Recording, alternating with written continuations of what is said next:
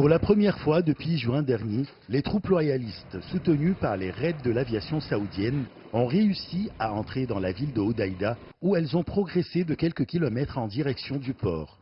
En riposte, les rebelles Houthis ont intensifié leur contre-attaque pour ralentir leur avancée. Ces combats ont fait plus de 380 morts des deux camps.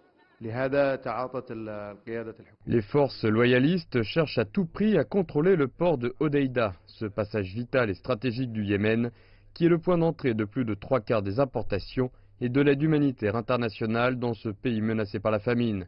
Elles estiment nécessaire de prendre Hodeïda, ce qui permettrait au gouvernement yéménite d'avoir plus de poids politique à la table des négociations.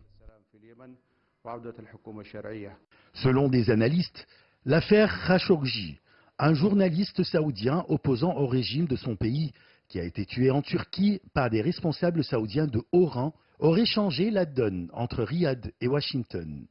Les États-Unis ont appelé la semaine dernière, à la fin de la guerre au Yémen, demandant notamment que cessent les frappes aériennes de la coalition saoudienne. En même temps, des députés européens ont signé hier à l'Assemblée nationale l'appel de Paris, qui appelle au cessez-le-feu au Yémen ainsi qu'à l'arrêt des livraisons d'armes aux belligérants. Ce sont les alliés de Riyad qui peuvent faire bouger la situation au Yémen et obliger les deux camps à négocier la paix. Nous avons bien constaté, après l'affaire Khashoggi, que les alliés de l'Arabie saoudite peuvent faire pression sur ce pays. Ce sont les États-Unis, la Grande-Bretagne et la France qui vendent les armes aux Saoudiens. Donc ils peuvent aussi faire pression sur eux pour accepter d'arrêter leurs frappes au Yémen et négocier la paix avec les Houthis. En près de 4 ans, le conflit au Yémen a fait plus de 10 000 morts, déplacé plus de 3 millions de personnes et plongé le Yémen dans une crise humanitaire sans précédent.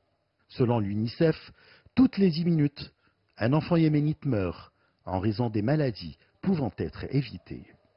Achraf Massoud pour CGT1 français.